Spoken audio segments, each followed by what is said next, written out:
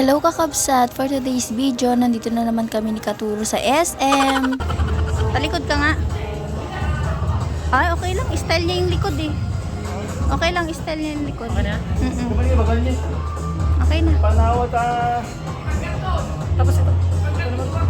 Pakita mo. Hinayaan ko nga si Katuro mamili ng damit niya dyan dahil kakailanganin niya yan kapag magbiyabiyahe siya. Lalo na ngayon, berber na, taglamig kakabsat. Ganon sarayo. Sayo. Naman? Wala na tayong pera, Neng. Magkano na lang ako ko, Neng? Ito na lang. Wala na. Gusto, Neng. Ito, bumili kami ulit ng Parisian para kay Inang. Okay, inang yan. Yes, deserve ni Inang ng bagong sandal. Last time kasi kakabsat, binilhan namin ng sandal si Inang. Tapos, hindi pala kasya sa kanya, nabitin. So, wala kaming time para ipapalit. Kaya, ang ending sa akin napunta. Ano man? Sakto? Oo. Sakto, pero hindi para sa akin. Kanino yan? Yes, para kay Inang. Sige. Yun mo? Kasi, magka-size lang kami ng paa. Paa. O, bagay ba ni Inang to? Sige, bilhan natin. First time naman ni Inang makasuot ng branded na sandal. Oo. Deserve niya. Okay na. Matutuwa siya pag uwi natin ito. May pasalubong ka.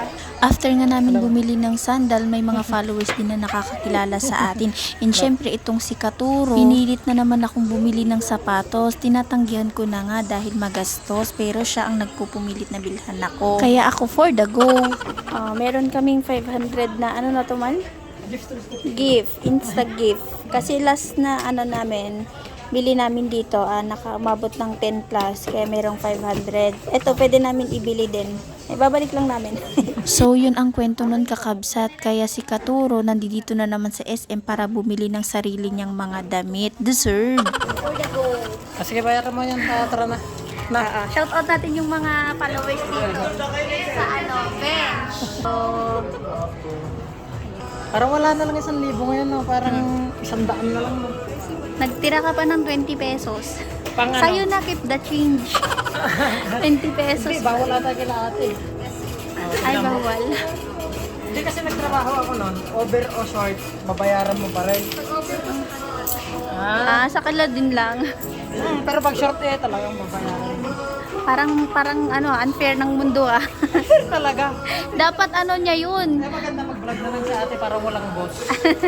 Pero hawak niya pa oras niya. May time pa sila sa bebe niya, no? Bebe time. Turo, happy yan. Babalik yan. Thank you po. Shout out natin sila, sir.